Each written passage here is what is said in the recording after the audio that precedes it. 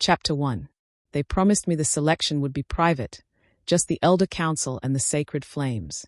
That lie died the moment I stepped into the ceremonial grounds and saw hundreds of pack members crowding the ancient stone circle, their eyes already marking me, already remembering. I am Kira, daughter of a condemned man, healer of the forgotten, and now the Shadow King's unwilling chosen. My hands shook as I walked that impossible distance toward the obsidian throne where demons sat bathed in moonlight and war paint, looking every bit the ruthless alpha from the legends. Every step reminded me that I was here to atone for my brother's crimes. Selected because my bloodline runs pure, but my shattered reputation ensures no family will protest. When I reached the dais and dropped into the ritual bow, the High Elder raised her staff to begin the binding rites. But Daemon did something no one expected. He rose, descended the 7 steps separating us, and pulled me to stand directly before him, facing the entire assembly. The grounds fell into suffocating silence. His hand trembled against my spine. His voice cracked when he whispered the sacred words meant only for my ears. And I realized this king who everyone feared was just as caged as I was. Over his shoulder, Commander Rylan watched us with calculating eyes. And I knew this ceremony was only the beginning. The day the enforcers came, I was teaching the outcasts how to identify healing herbs.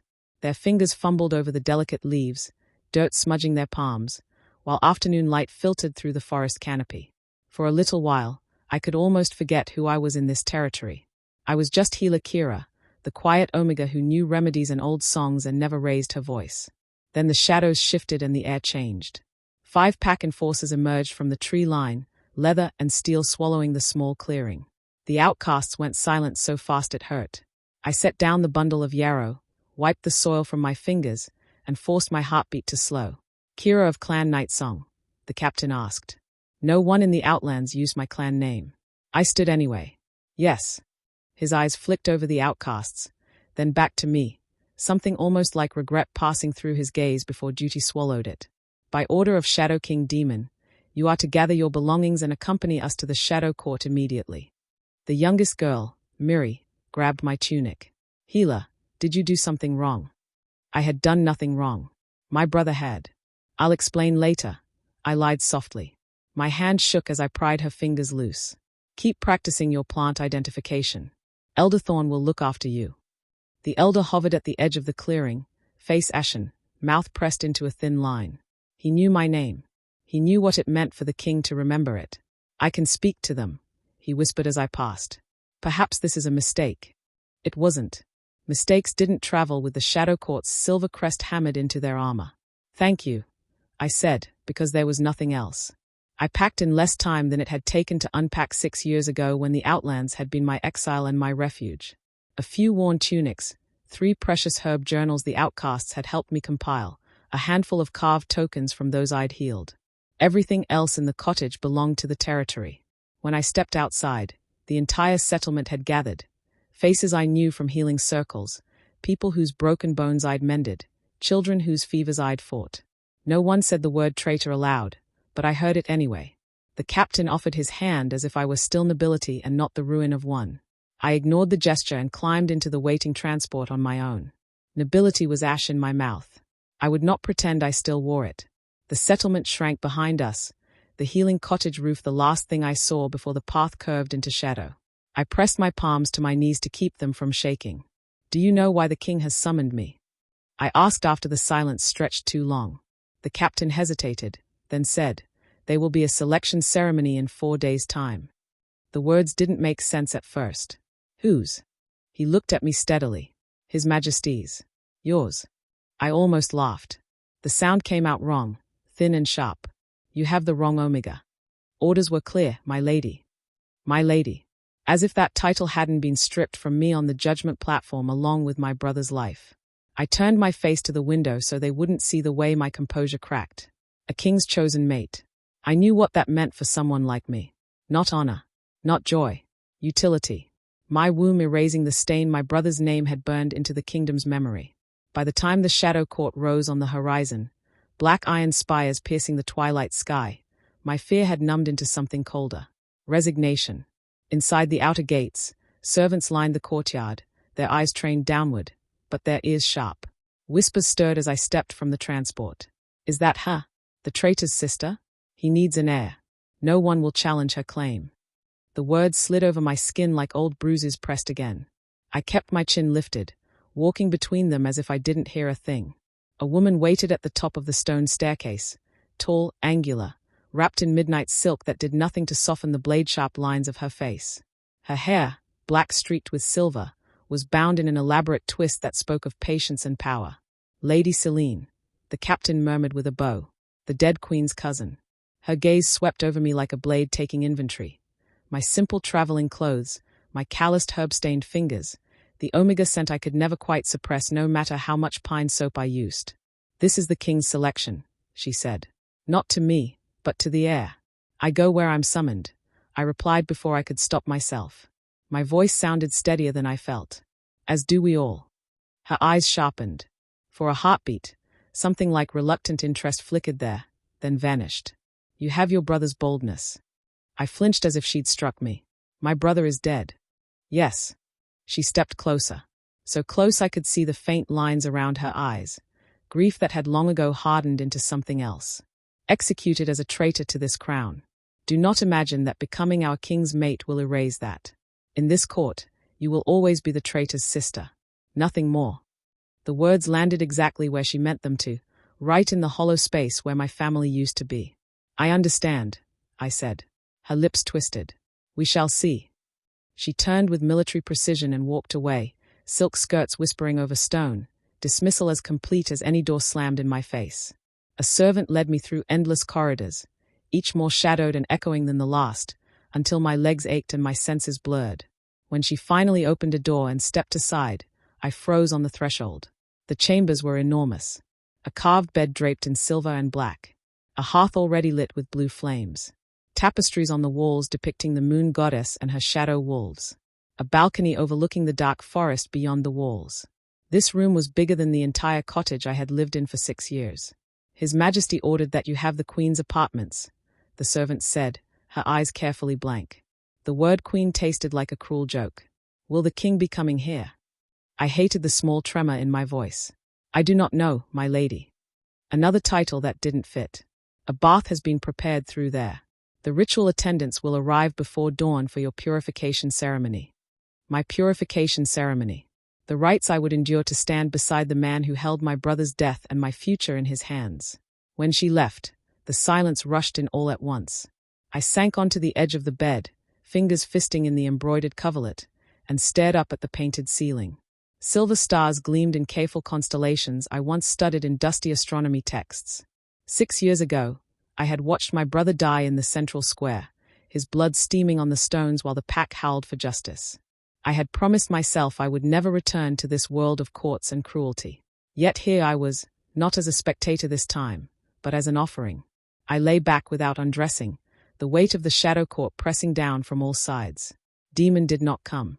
I hadn't truly expected him to, but some foolish, wounded part of me had hoped for at least a glimpse of the man whose decree had wrapped itself around my life.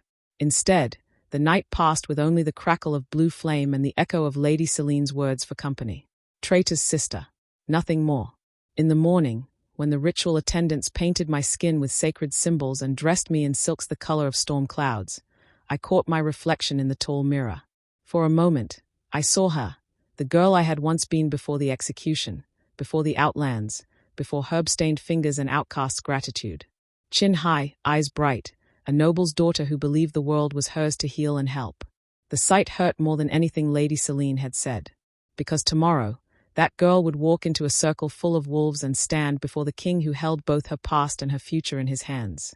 And whatever happened after that, I knew one thing for certain. There would be no going back. Chapter 2. They walked us from the ceremonial grounds to the sound of howls that felt more like a sentence than a celebration. My arm was locked with Daemon's, our steps perfectly matched as we climbed stair after stair toward the highest tower of the Shadow Court. Torches flickered in iron sconces, throwing his profile into sharp planes.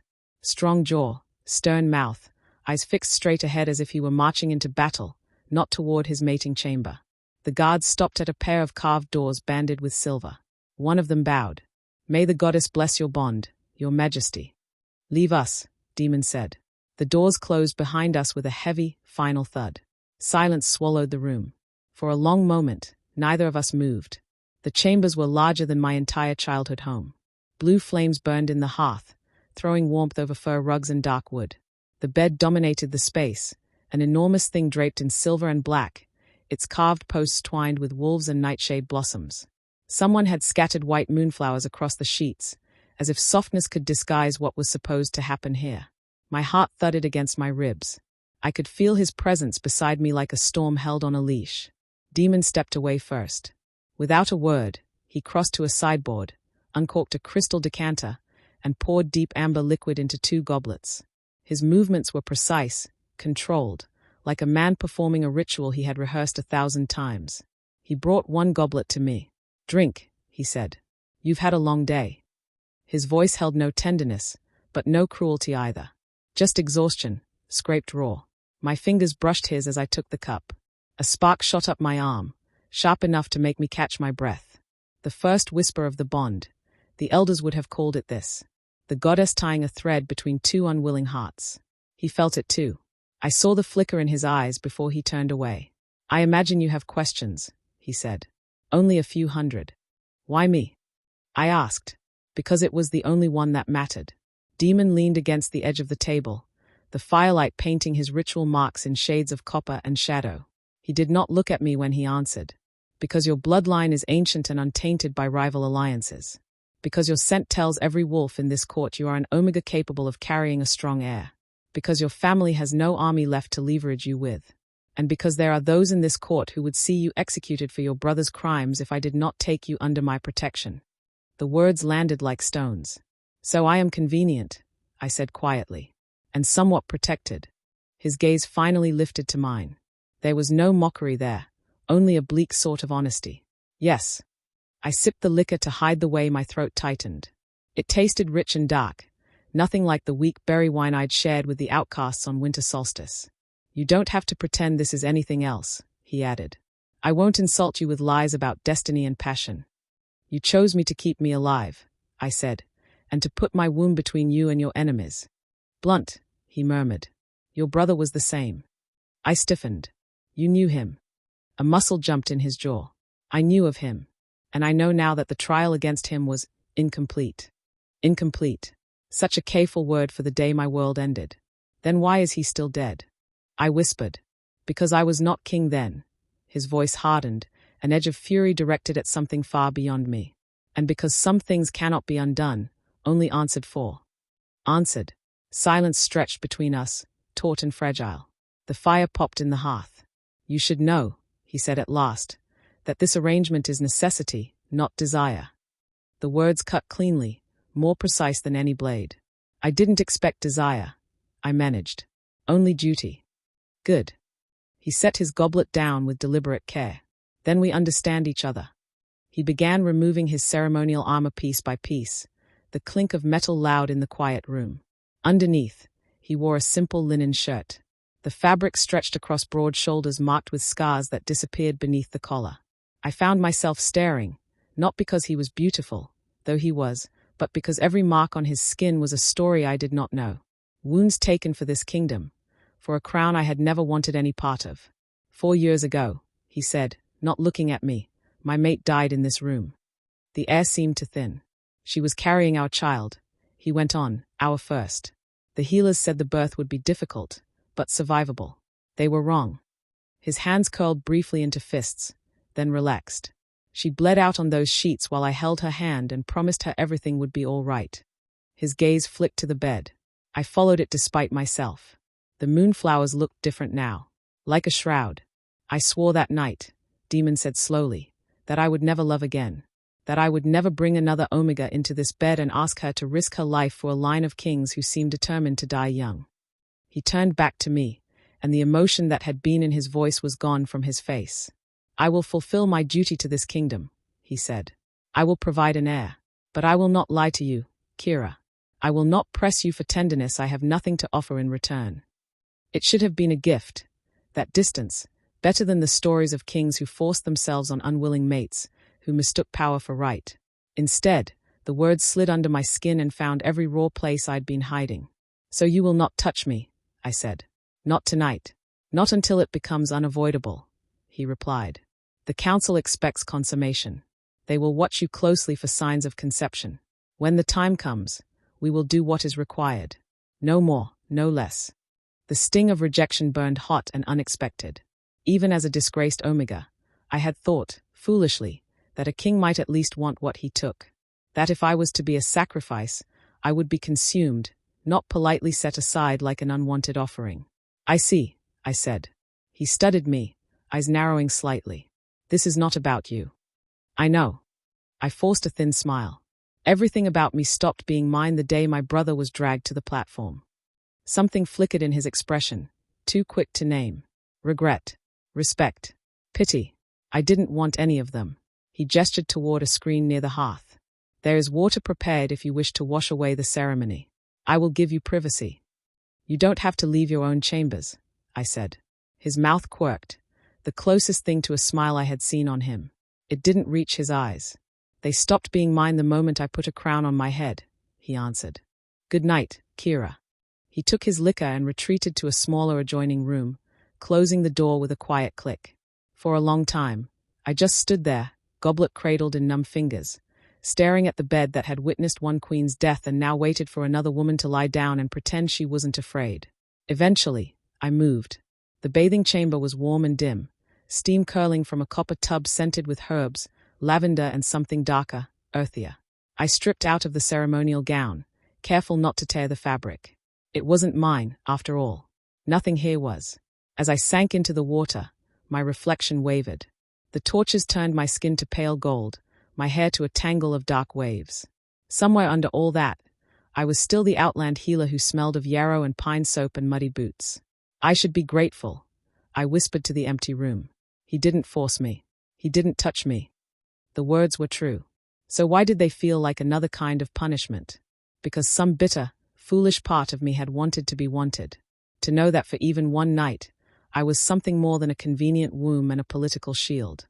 When I returned to the bedchamber, the fire had burned lower. I slipped between the cool sheets, drawing the covers up to my chin. The side nearest the door remained untouched, smooth and unrumpled. A canyon of silk yawned between where I lay and where he would have lain, if this were a different story. Through the thin wall, I heard the faint clink of glass, the low murmur of a man speaking to no one. Perhaps to the memory of a woman who had died 4 years ago. Perhaps to the ghosts of choices he wished he'd made differently. I turned onto my back and stared at the carved canopy overhead. Would this distance make surviving easier?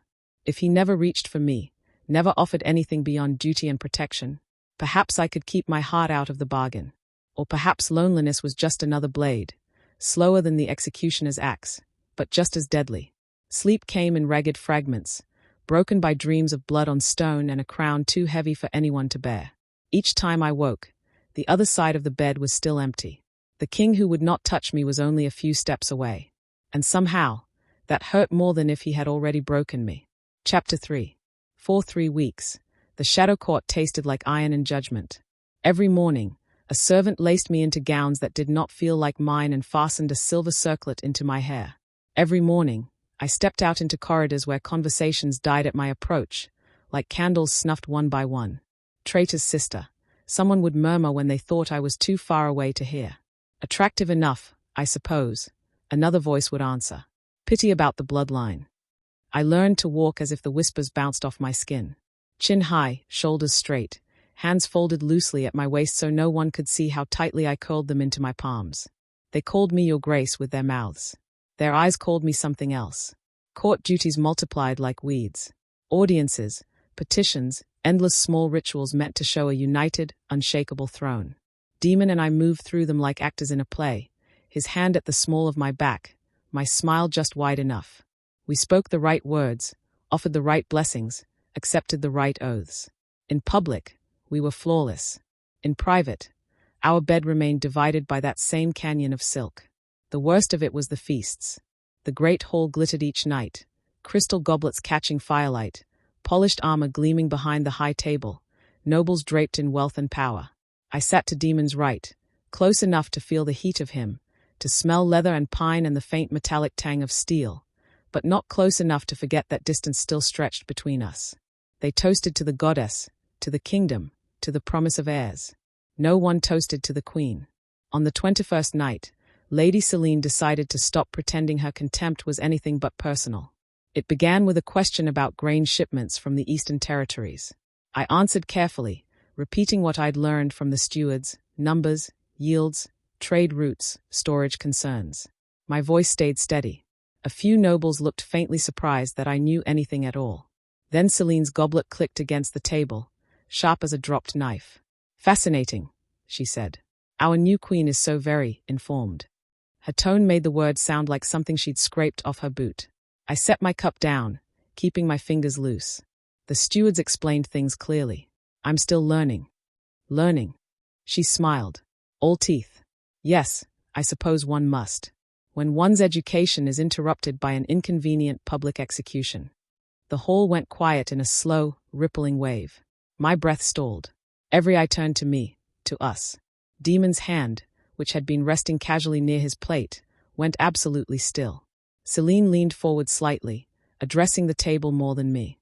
"But perhaps treachery leaves its own kind of mark. Blood remembers, does it not? It would be naive to assume a traitor's sister could simply shed such tendencies because she now wears a crown." The word traitor landed like a slap. I felt it, and so did everyone else. A younger lord at the far end shifted uncomfortably, as if he'd just realized he was standing too close to the edge of a cliff. Someone coughed. No one spoke. I could have swallowed it. I had swallowed worse. But something in me, some stubborn piece that hadn't died with my brother, lifted its head. "My brother's mistakes are buried with him," I said quietly. "The only thing my blood remembers is how it felt to watch him die." A few of the younger nobles dropped their gazes. Celine did not. "Are you suggesting the king's justice was in error?" she asked, silky. How bold. The trap yawned open beneath my feet. If I said yes, I would be accusing the crown of wrongdoing, his crown. If I said no, I was agreeing my brother had deserved the platform. I opened my mouth, not sure which lie would come out. Daemon stood. He didn't slam his goblet or shout. He didn't need to. The simple act of rising from his chair sent a shockwave down the table. Conversations snapped off. Chairs scraped as those nearest him half rose in unconscious deference. The guards at the walls straightened. "Enough," he said. His voice wasn't loud, but it carried to every corner of the hall. Celine turned, eyes narrowing. "Your Majesty."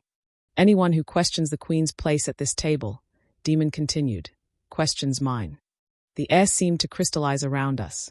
"She sits here by my choice," he went on, each word precise as a strike. "She wears that crown because I put it on her head. Her blood, her name, her past, they are all under my protection. If you call her loyalty into doubt, you call mine into doubt as well." He let the words hang for a heartbeat. "I do not tolerate challenges to my authority," he finished softly. "Not from enemies, not from family, not from anyone." Celine's face went pale beneath her carefully applied paint. For the first time since I'd met her, she looked less like a queen's cousin and more like a woman who had misjudged the limits of her own power. "I meant no disrespect," she said stiffly. "I merely—" "You spoke out of grief," he allowed. "I will forgive it once. Do not force me to do so again." The threat in that gentle sentence made even me shiver. Around us, the nobles stared at their plates, suddenly fascinated by their food. No one met anyone's eyes. The hall, moments ago buzzing with idle gossip, dropped into thick, nervous silence. Daemon sat back down, the movement controlled, but his hand found my knee beneath the table. His fingers curled there, warm and solid, the grip just this side of possessive. For the first time since the ceremony, I felt something like safety.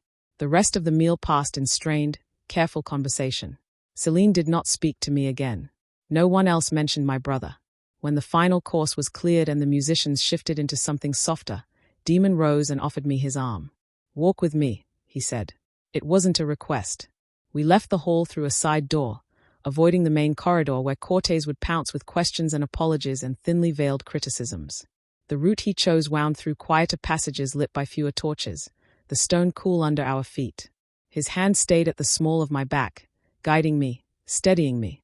"You didn't have to do that," I said when we were finally alone. "Yes," he replied. "I did." We reached his chambers. He opened the door, gestured for me to enter first, then followed and shut us in with a soft click. The fire was already burning, shadows dancing over the familiar furniture. The too large bed, the table where he'd once told me he would never love again. Tonight, he didn't reach for the decanter. Instead, he went to the hearth, braced one arm against the stone, and exhaled a long, rough breath. I should have anticipated it, he said. Celine's attack. She is grieving, I offered, because it was easier than admitting how deeply her words had cut. She lost her cousin. Now she's lost whatever place she thought she had at your side. Grief makes people cruel. I know that better than most. She knows the difference between grief and treason, he said. She chose to use the latter as a weapon against you. Something hot and unfamiliar curled in my chest. You were angry, I said slowly, testing the shape of it. Not just for the insult to your authority. For me. He turned then, and the look in his eyes nearly knocked the breath from my lungs. Of course I was, he said simply. You did nothing to deserve that attack. You have done nothing but try to learn a world that was forced on you. No one else sees it that way.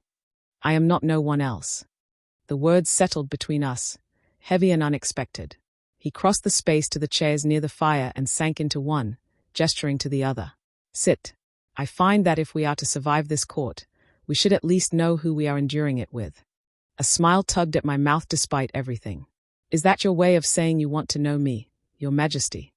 His lips curved just barely. I'm saying I've heard enough of who the court thinks you are. I would like to hear who you believe yourself to be. No one with power had ever asked me that. Saturday. For a while, I didn't know where to begin. My life before the execution felt like someone else's story entirely. Banquets and tutors and a brother who smelled of books and ambition, not blood. So I started with the Outlands. I told him about the healing cottage with its crooked door and drafty windows. About Miri, who'd cried the day she successfully identified wolfsbane without help. About Jeren, who'd sworn healing was for weaklings until he'd broken his arm and discovered that strength came in many forms.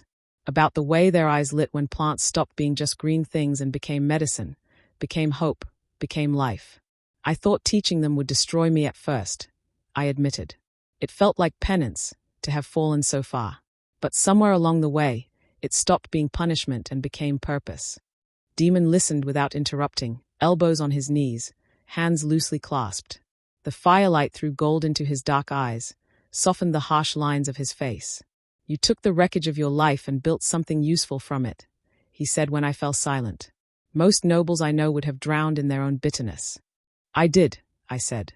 For a while. And then you learned to swim. His gaze held mine. I see more in you than your brother's mistakes, Kira. The words hit harder than Celine's insults. Because I believed her. I was still struggling to believe him. Careful, I said lightly, trying to deflect the sudden ache in my chest. If you keep speaking kindly, I might forget this is only political necessity. He smiled then, a real one this time, brief and startling and devastating. Let's call it political necessity, he said, with the possibility of adjustments. Adjustments, I echoed. That sounds ominous. Hopeful, he corrected softly. My breath caught. For a long moment, we just looked at each other, the space between us humming with something different than duty, different than reluctant alliance. The first whisper of something fragile and dangerous and new. When he stood and took the step that closed that space, I didn't move away. My heart pounded, but not with fear. His hand rose, calloused fingers brushing a loose strand of hair from my face. He hesitated, as if giving me time to pull back. I didn't. His knuckles traced my cheekbone, featherlight. If you don't want this, he murmured, tell me now. For the first time since I'd entered this fortress, I realized I had the power to say no and be heard. I didn't use it. I want to know what this is, I whispered. At least once, without an audience. Something in his eyes broke open. He leaned in slowly, giving me every chance to change my mind. And when his mouth finally met mine, it wasn't a claiming. It was a question. I answered with trembling hands fisting in the front of his shirt, with the soft, startled sound that escaped when he deepened the kiss, with the way I leaned into him as if he were the only solid thing in a world built on shifting stone. When we finally parted, both breathing harder, his forehead rested against mine. This, he said quietly, is not duty. No, I agreed, my voice unsteady. It's worse. His brows drew together. Worse. Dangerous, I corrected, because I don't know how to survive it. His thumb brushed the corner of my mouth where his kiss still burned. Then we'll learn together, he said.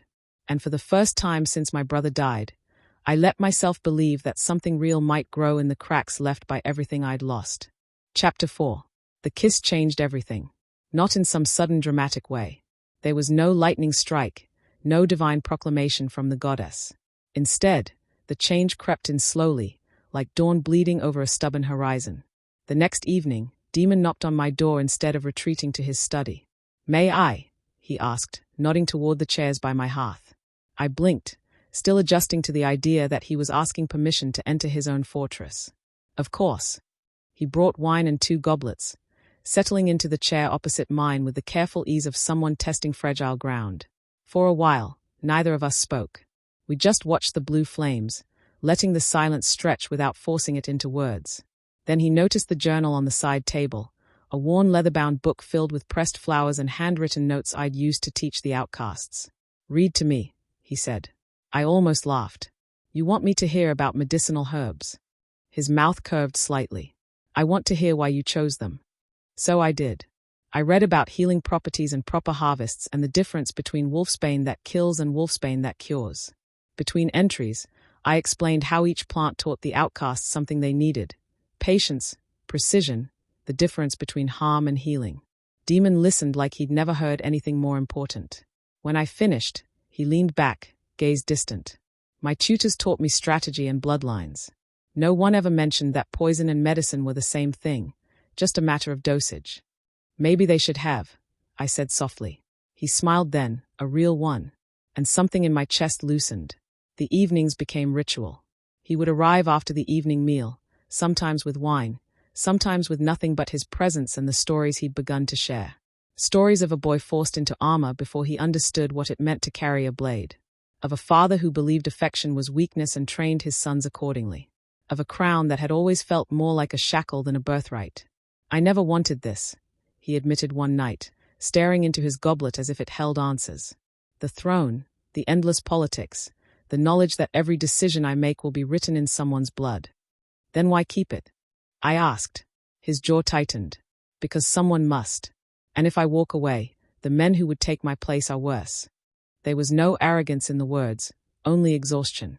I reached across the space between our chairs and touched his hand. He turned his palm up, threading his fingers through mine. We sat like that until the fire burned low. The touches came easier after that. His hand at my elbow when we descended stairs. My fingers brushing his wrist during council meetings when I needed steadying. Small, tentative gestures that spoke louder than declarations. When we walked the fortress gardens, stone paths winding through winterbay hedges and frost-kissed nightshade, his hand found mine without hesitation, warm and solid and sure. The servants noticed. The court whispered. Let them, I thought. For the first time in 6 years, I wasn't invisible. We shared his bed now, not because duty demanded it, but because neither of us wanted to sleep alone anymore. He would pull me against his chest, his breath warm against my hair, and I would fit myself into the curve of his body like I'd been made for exactly that space. The mating bond began to form. I felt it first as warmth low in my belly, a golden thread tugging gently between us. Then as something deeper, a hum in my blood when he entered a room, a pull that made distance feel wrong, a certainty that settled into my bones like marrow. The goddess was tying us together whether we'd asked for it or not. Terrifying, inevitable, undeniable. Do you feel it? I whispered one night, tracing the scars on his shoulder. His hand covered mine. Yes. Does it frighten you? He was quiet for a long moment. Yes, he said again. But not for the reasons it should. I understood what he meant. We weren't afraid of the bond itself. We were afraid of what would happen if we let ourselves believe in it, and then lost each other anyway. The Festival of Shadows arrived on the first new moon of winter. The courtyard transformed into something out of legend. Torches casting silver light over fresh snow, musicians playing soft haunting melodies, courtiers dressed in black and silver to honor the goddess's veiled face. Daemon appeared at my side, devastatingly handsome in dark formal attire, and offered his hand. Dance with me, he said. Not a command, a request. I placed my hand in his. He led me to the center of the courtyard where space opened around us like water parting. Every eye tracked our movement. I should have felt exposed, hunted. Instead, when Daemon's arm slid around my waist and pulled me close, the rest of the world blurred. We moved together as if we'd done this 1,000 times, his hand firm at my back, mine resting on his shoulder, our steps perfectly matched. "They are watching us," I murmured. "Let them," he said, echoing my own earlier thought. "Let them see that you are mine and I am yours, and that neither of us is ashamed of it." My breath hitched. "Demon." "Say it," he interrupted softly, his gaze holding mine. "Tell me you feel this too." The bond thrummed between us, golden and insistent. "I feel it," I whispered. "I feel you." He spun me gently, and when I came back into his arms, he held me tighter, closer, like I was something precious he'd finally stopped pretending he didn't want. For the first time since my brother's death, I felt like I might deserve happiness. Like I might deserve him. Then I saw Commander Rylan watching from the shadows. His expression was cold, calculating, the look of a predator assessing weakness. When our eyes met, his mouth curved into something that wasn't quite a smile. A warning. The dance ended. Daemon kissed my knuckles, lingering just long enough to send heat racing up my arm. Then a general approached with urgent news about border patrols, and Daemon squeezed my hand apologetically before stepping away. I should have followed him. Instead, Rylan moved like smoke, closing the distance before I could retreat. "Your Grace," he said, inclining his head just enough to mock the formality. "Such a touching display." "Commander Rylan." I kept my voice steady. "I didn't realize you were attending." "Oh, I wouldn't miss this for the world." His smile sharpened. "Watching a king fall in love is always illuminating." The word love landed like a blow. He leaned in close enough that I could smell wine and something sour underneath. "A word of advice, little queen. Traitors' sisters who forget their place tend to have accidents." I slid down my spine. "And kings who love their mates," he continued softly, "become kings with weaknesses. Exploitable ones." "Are you threatening me?" I asked, proud when my voice didn't shake. His eyes glittered. "I'm educating you. There's a difference." Then he stepped back, bowed with exaggerated courtesy, and melted into the crowd before I could summon the guards. I found Daemon within minutes, pulling him aside into an empty corridor. The words spilled out, Rylan's approach, the veiled threat, the promise of accidents. The change in Daemon was immediate and terrifying. His entire body went rigid, eyes darkening to something feral and dangerous. For a heartbeat, I saw the wolf beneath the king, teeth bared, hackles raised, ready to tear apart anyone who dared touch what was his. "He said that to you." Daemon's voice was barely above a whisper, but it carried the weight of a blade scraping stone. "He threatened you. To your face." He was careful with his words. I don't care how careful he was. He turned on his heel, already moving. "I will have him arrested. Tried. Executed if necessary." I caught his arm. "Daemon, wait. If you act rashly, he wins. He wants you emotional, distracted. He threatened my mate." The words came out rough, possessive, absolute. There is no world in which I ignore that. My mate. Not my political arrangement. Not my convenient omega. My mate. Something inside me cracked open. He called for his captain of the guard, issuing orders in clipped, furious tones. Guards stationed at my chambers, restrictions on my movements. No one allowed near me without his explicit permission. When the captain left, Daemon turned back to me, chest heaving, fury still burning in his eyes. "I will not lose you," he said. "Do you understand? I have already buried one mate. I will burn this kingdom to ash before I do it again." I touched his face, felt the tension vibrating through him. "I'm not going anywhere. I promise." He pulled me against him, arms wrapping around me so tightly I could barely breathe. But I didn't want to. I wanted to be held like this, like I mattered, like losing me would break something essential in him. "There's something else," he said into my hair. "Something I should have told you sooner." I pulled back enough to meet his eyes. "What?" His jaw worked. "I've been investigating your brother's treason case. The evidence against him was flawed, convenient, too perfect." My heart stopped. "What are you saying?" "I'm saying I believe he was framed," Daemon said quietly. "And I'm saying I will find proof. I will restore your family's name, Kira. I swear it on the goddess herself." The world tilted. All these years, I'd carried my brother's guilt like a weight around my neck. Apologized for existing. Made myself small so no one would remember whose blood ran in my veins. And Daemon, this king who'd pulled me onto his lap in front of the entire court, believed my brother might have been innocent. "Why?" I whispered. "Why would you do that for me?" He cupped my face, his thumb brushing away a tear I hadn't realized had fallen. "Because you deserve the truth," he said. "And because I am falling in love with you, and I refuse to let lies define what we could become." The bond flared between us, golden and blazing. I kissed him then, desperately, pouring everything I couldn't say into the press of my mouth against his. When we finally broke apart, both breathless, he rested his forehead against mine. "Stay with me tonight," he murmured. "Not in separate rooms, not with distance between us. Just stay." "Always," I whispered back. And as he led me through the fortress toward our chambers, guards flanking us, the bond singing between us like a vow, I realized something terrifying and wonderful. I was falling too, and there was no going back. Chapter 5. 7 weeks after the ceremony, the court prepared to celebrate something that hadn't yet happened. The promise of an heir. The formal dinner gleamed with excess. Silver platters piled with roasted venison, crystal goblets catching candlelight, nobles dressed in their finest silks and furs. At the high table, I sat beside Daemon, acutely aware of every whispered speculation about whether I'd quickened yet, whether the bond had taken root in more than just our hearts. The gown they dressed me in was deep midnight blue, the color of the sky before dawn, with silver embroidery that caught the light when I moved.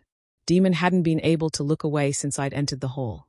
"You're staring," I murmured behind my goblet. His mouth curved. "I'm appreciating." Heat crept up my neck. After 7 weeks, his attention still made me feel like I was standing too close to a fire, dangerous and intoxicating and impossible to resist. A servant approached with a crystal decanter, ornate and clearly ceremonial. "For her grace," he announced, bowing low. "A special vintage blessed by the temple priestesses to honor the Omega Queen and the hope of new life." The court murmured approval. A few nobles raised their glasses in anticipation. Daemon's hand found mine under the table, squeezing gently. "You don't have to drink it if you'd rather not." I smiled. "It's tradition. I'm not going to insult the goddess over wine." The servant poured the liquid, dark as blood in the firelight. I lifted the goblet, met Daemon's eyes, and drank. It tasted normal at first. Rich, slightly sweet with the tang of blackberries and something earthly underneath. I set the cup down, reached for a piece of bread, and tried to ignore the way everyone seemed to be watching me. Then the room tilted. Not violently, just wrong, like the floor had shifted an inch to the left and my body hadn't caught up. I blinked, trying to clear my vision. The candles blurred into smears of gold. Voices stretched and distorted. "Kira." Daemon's voice came from somewhere far away. I opened my mouth to answer, but pain exploded through my chest. White hot, searing, like someone had driven a blade between my ribs and twisted. I gasped, clutching the table. The goblet tipped, spilling dark wine across the white cloth like blood. "Kira." The world fractured into sharp, disjointed pieces. Faces looming over me, shouting. Hands grabbing. The ground rushing up too fast. Daemon caught me before I hit the stone floor. His face swam into focus above me, terror stark in his eyes. "Get the healers. Now." Someone was screaming orders. Boots pounded. I tried to speak, to tell him I was fine, but my tongue wouldn't obey. The pain ripped through me again, and everything went dark. I woke in fragments. A soft bed beneath me, bitter herbs burning nearby, voices murmuring prayers to the goddess. And through it all, one constant. Daemon's hand wrapped around mine, solid and unyielding, as if he could anchor me to life through sheer will alone. Nightshade in the wine. Lethal dose for Omegas. Don't know if she'll survive the night. The words drifted through fever dreams where my brother stood at the execution platform and Daemon's face blurred into his. Both of them telling me I didn't belong, that I'd been a fool to believe I could outrun my blood. Sometimes I surfaced enough to feel Daemon's lips pressed to my fevered forehead, his voice rough and broken. "Come back to me. Please, Kira, come back." Other times, the darkness pulled me under, and I let it. On what must have been the second day, or maybe the third, time had stopped making sense. I heard him speaking as if from the bottom of a well. "I didn't think I could do this again," he was saying. "Watch someone I." His voice cracked. Lissa died in my arms, and I swore I'd never let myself care enough to hurt like that again. "But you, goddess, you're everything I didn't know I needed. You're strong and stubborn and brilliant. And you see me, not just the crown. You make me believe I could be something other than what my father tried to forge me into." A pause. The sound of his breathing, ragged and unsteady. "I love you," he whispered. I love you. And I'm terrified that I realized it too late. That the goddess gave me a second chance and I wasted too much time pretending distance would keep us safe. His thumb brushed across my knuckles, so gentle it hurt. You're my true mate, he continued, voice breaking. The bond knew it before I did. And losing you now. He exhaled shakily. It would destroy me in ways losing Lissa never did. Because what we have is real. We chose this. We chose each other. I wanted to answer, to tell him I loved him too. That I wasn't going anywhere. But the darkness swallowed me again before I could find the words. When I finally woke, truly woke, the room was dim and quiet. My mouth tasted like ash. My body ached as if I'd been trampled. But I was alive. I turned my head, slow and careful, and found Daemon asleep in the chair beside my bed. His hair was disheveled. His formal clothes rumpled and stained. Dark circles shadowed his eyes. His hands still gripped mine, even in sleep, like he was afraid I'd vanish if he let go. Daemon, I whispered. His eyes flew open instantly, and for a heartbeat, he just stared at me as if I were a ghost he didn't dare believe in. Then relief crashed across his face, so raw and overwhelming it stole my breath. Kira. My name came out broken. He surged forward, cupping my face with trembling hands. Goddess, you're awake. You're still here. I tried to smile. He kissed me then, desperate and fierce and shaking, like he was trying to convince himself I was real. When he pulled back, his eyes were bright with unshed tears. I heard you, I said softly. While I was, wherever I was. I heard what you said. He went very still. You love me, I continued, my voice weak but steady. You think I'm your true mate, and you were terrified you'd figured it out too late. For a moment, I thought he might deny it, might retreat back into that careful distance we'd started with. Instead, he pressed his forehead to mine and exhaled a shaky breath. I meant every word, he said. I love you. I choose you. And I will burn this entire kingdom to ash before I let anyone hurt you again. Tears slipped down my cheeks, and I didn't try to stop them. I love you too, I whispered. I think I have since you defended me in front of the court. Since you asked me to read to you and listened like my words mattered. Since you promised to find the truth about my brother. His thumb brushed away my tears. They did matter. You matter. Then don't let go, I said. Never. He kissed me again, softer this time. Reverent. You're mine, Kira. My mate, my queen, my everything. And I swear on the goddess and every star in the sky, I will find who did this and make them answer for it. The promise in his voice was iron and blood. I believed him. A healer entered then, startled to find me awake, and bustled forward with questions and examinations. Daemon refused to move more than a step away, his hand never leaving mine. Nightshade, the healer confirmed grimly. In the ceremonial wine. If you'd drunk more, your grace, you wouldn't have survived the first hour. Daemon's grip tightened, his jaw working. Do we know who? I asked. The healer glanced at Daemon, who nodded permission. The servant who poured the wine has disappeared, she said carefully.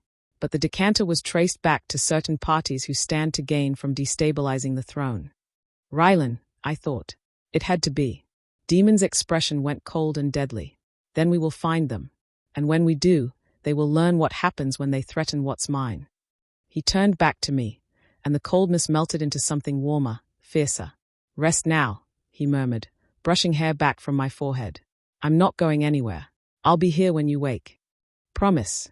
I whispered, exhaustion already pulling at me. He pressed a kiss to my temple. Always. As I drifted back towards sleep, this time healing, not dying, I felt the bond between us pulse like a heartbeat, golden and unbreakable. We had chosen each other. And nothing, not poison, not politics, not the ghosts of the past, would tear us apart. I'd been out of the healing chambers for less than a day when the horn sounded. 3 sharp blasts, the signal for an armed force approaching the gates. Not an army, but enough warriors to make a statement. Daemon was at my side instantly, his hand going to the blade at his hip. Stay here. What's happening? His jaw tightened. Rylan is making his move. By the time we reached the throne room, it was already filling with nobles, guards, and generals, all of them tense and armed. I shouldn't have been there. I was still weak, still recovering. But Daemon hadn't argued when I'd followed him. He knew I needed to see this. The doors burst open. Commander Rylan strode in, flanked by 36 mercenaries in mismatched armor, along with a handful of nobles whose faces I recognized from dinners where they'd whispered about my blood. His expression was cold triumph, the look of a man who believed he'd already won. "Shadow King Daemon," Rylan announced, his voice carrying to every corner of the hall. "I come to challenge your fitness to rule." A ripple of shock moved through the room. Daemon descended the dais slowly, each step measured and deliberate. I stayed at the top, fingers gripping the arm of the throne to keep myself upright. "You come armed into my fortress," Daemon said quietly, "with hired swords and traitors at your back, and you speak of fitness to rule." Rylan smiled. "I speak of a king who cannot protect his own mate, who lets her be poisoned under his roof, in his hall, while he sits blind and useless." The words hit like stones. Daemon's hands flexed at his sides, but his voice remained steady. "You know a great deal about that poison, Rylan, almost as if you arranged it yourself." "Prove it," Rylan shot back. "Or admit that your reign has grown weak, that you've let sentiment cloud your judgment, that you've chosen a traitor's sister over the stability of this kingdom." He turned to address the gathered nobles. "A king who loves is a king with a weakness," he declared. "And weaknesses get exploited, get people killed. This court deserves a ruler who puts the throne above his own desires." Murmurs spread through the room, some agreeing, others uncertain. Daemon's general stepped forward, hand on his sword. "Your Majesty, say the word and we'll cut them down where they stand." "No," Daemon said. The general froze. "Your Majesty." "He wants me to act like a tyrant," Daemon continued, still looking at Rylan. "To prove his point by executing him without trial. I will not give him that satisfaction." Rylan's smile widened. "Then you give me this, single combat. You and me, witnessed by the court and the goddess. If you win, I leave and never return. If I win—" He paused for effect. "You abdicate, and I take the throne." The room erupted. "His bluffing. This is treason. You can't seriously be considering." Daemon raised one hand, and silence fell like a blade. "I accept." "No." The word tore out of me before I could stop it. Every head turned. I descended the dais on shaking legs, barely managing not to stumble. Daemon caught my elbow, steadying me. "You can't do this," I said, low and urgent. "He'll kill you, or you'll kill him, and it'll make you look like a king who defends what's his," Daemon finished softly.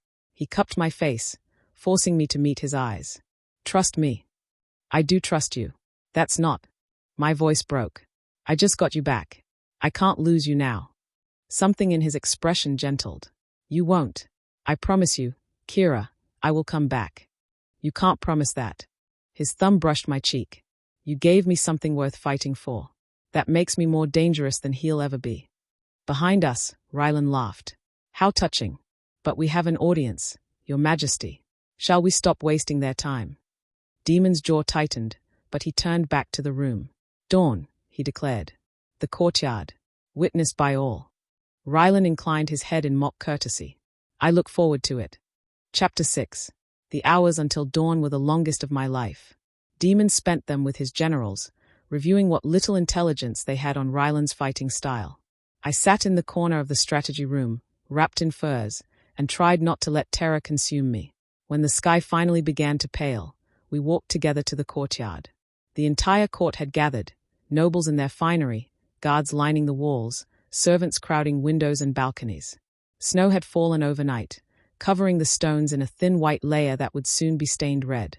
Daemon stripped off his formal jacket, standing in just shirt sleeves and leather trousers, a sword in his hand. Across from him, Rylan did the same, rolling his shoulders like a man preparing for slaughter. The high priestess stepped between them, her voice carrying in the cold morning air. "Single combat, witnessed by the goddess. The victor's claim will be recognized. Let no one interfere on pain of death." She withdrew. Daemon glanced back at me one last time. I tried to send everything I couldn't say through the bond. My love, my faith, my desperate plea for him to survive this. He nodded once. Then the fight began.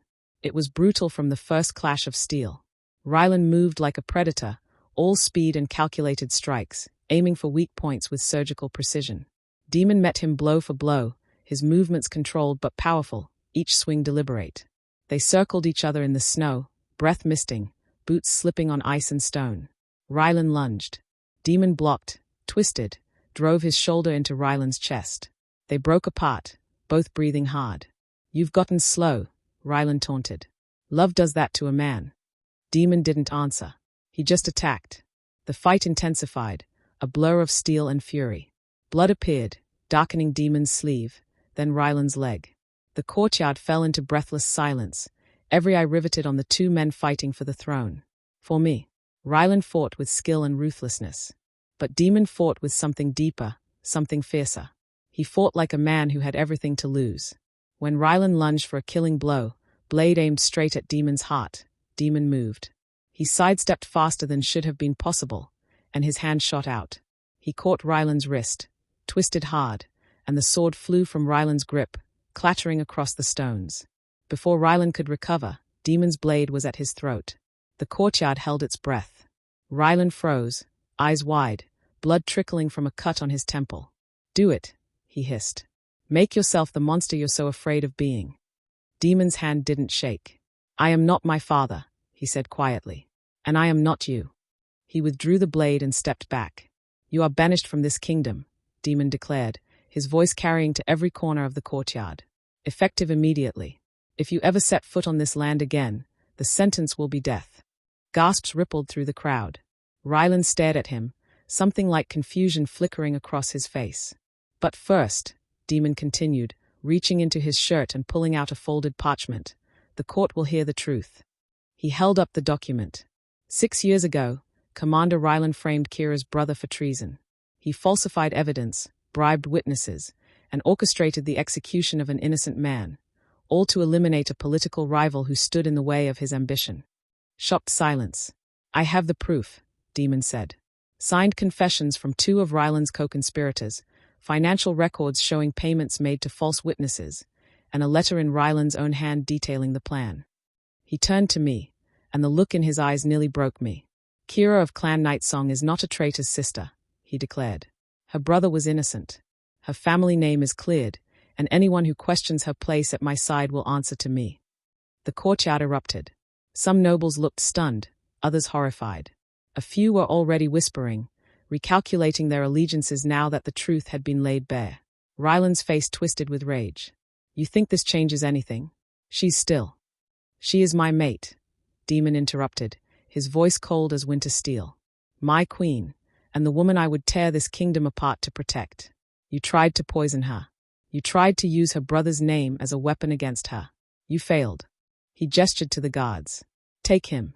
Escort him to the border. If he resists, you have my permission to use force." Ryland was dragged away, still snarling threats, but no one was listening anymore. The court's attention had shifted to me. Daemon crossed the courtyard in long strides, ignoring his bleeding arm, and pulled me into his arms. "It's done," he murmured into my hair. "You're free, Kira. Your name is restored." I couldn't speak.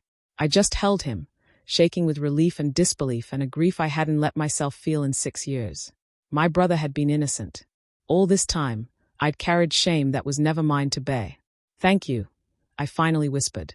Daemon pulled back just enough to cut my face. "You never have to thank me for telling the truth." Around us, the court began to kneel. First the guards, then the generals, then the nobles, one by one, until the entire courtyard was bowed before us. Not just to the king, to both of us. Daemon took my hand and raised it high. "Behold your queen," he declared. "Kira of Clan Nightsong, daughter of an innocent man, my true mate, and the woman who will stand beside me as we rebuild this kingdom into something worthy of her." The cheers that erupted shook the very stones of the fortress. And for the first time since I'd been dragged here in chains of duty, I stood in the light and believed I deserved to be seen. The days after Ryland's banishment felt like waking from a long, suffocating nightmare. Nobles who had once whispered about my brother's crimes now bowed when I passed, their eyes meeting mine with something that looked almost like respect. Servants who'd avoided me competed to bring me tea, to ask if my chambers needed tending, to offer small kindnesses they'd withheld before. The change was dizzying. On the 3rd day, Lady Selene requested an audience. I almost refused. The memory of her contempt at that dinner still burned. But something in the way the servant phrased the request, softly, almost pleading, made me agree. She arrived in my chambers dressed simply, her usual sharp elegance muted. For a long moment, she just stood there, hands folded, looking smaller than I'd ever seen her. "I owe you an apology," she said finally. I gestured to the chairs by the fire. She sat stiffly, as if the act of humility pained her.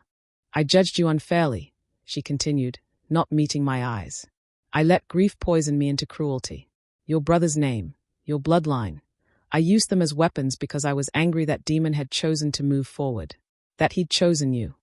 She finally looked at me, and I saw the exhaustion there, the weight of years spent mourning a cousin who would never come back. "Lissa would have hated what I became," Celine said quietly. "She always believed in second chances, in forgiveness. She would have wanted Daemon to find happiness again." Her voice broke slightly. "She would have liked you." Something in my chest loosened. "Thank you," I said softly, "for telling me that." She nodded, rising to leave, but paused at the door. "You're stronger than I gave you credit for. Stronger than most of us. Don't let this court make you forget that." Then she was gone, leaving me alone with the firelight and the strange, fragile hope that perhaps I could truly belong here. A week later, Daemon summoned the entire realm to the fortress. "We're doing this properly," he'd said, pulling me against him in the early morning light.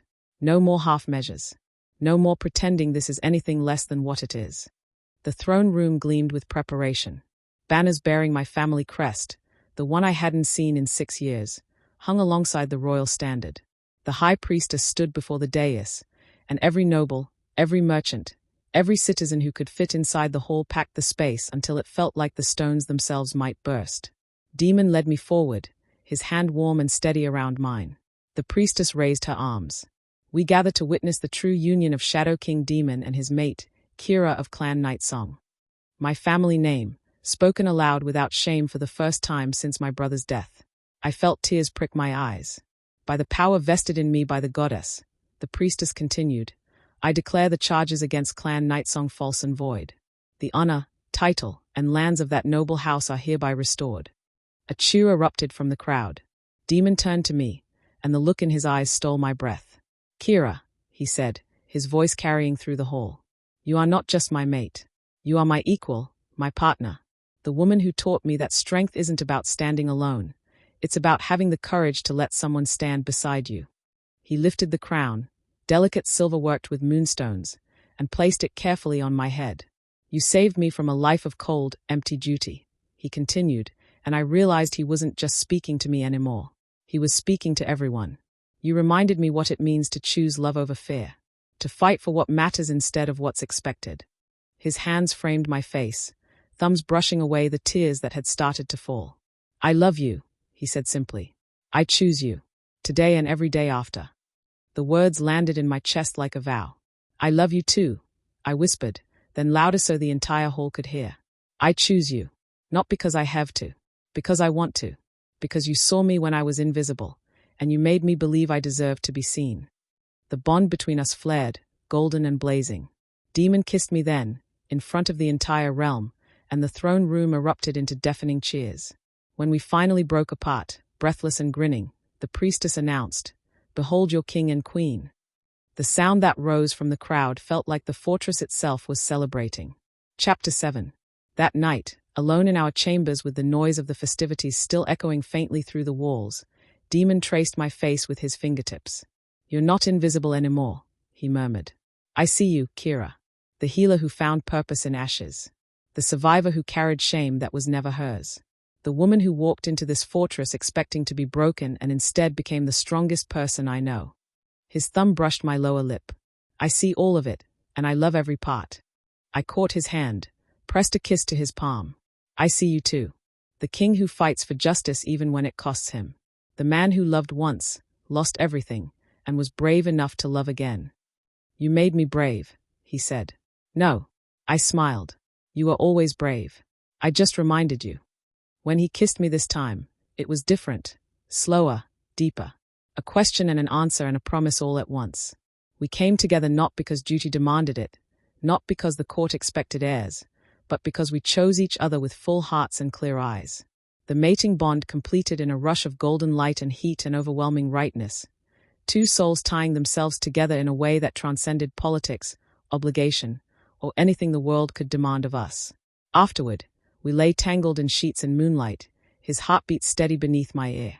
"Do you remember?" I said softly, The girl who arrived here 7 weeks ago? Terrified and convinced she was here to pay for sins she didn't commit. I remember, Daemon murmured into my hair. I also remember thinking she was the most stubborn, brave, impossible woman I'd ever met. I smiled against his chest. She would never have believed this could happen. That the king who pulled her into the ceremony would become the man who cleared her brother's name, who fought for her, who loved her. Believe it, he said, tilting my face up to meet his gaze. Because I'm not going anywhere, and neither are you. I kissed him softly. Neither am I.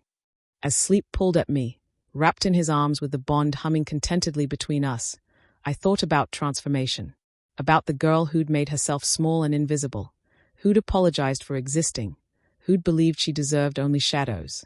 She was gone. In her place stood a woman unafraid to claim her worth, her love, her place in the light. A queen. His queen. And for the first time in 6 years, I wasn't afraid to be seen, because the one person whose gaze mattered most looked at me like I was everything. Like I always had been. Like I always would be. The mating bond pulsed once, a final affirmation, and I let myself fall into sleep with a smile on my lips and my mate's arms around me. We had found each other in the last place either of us expected, and we would never let go.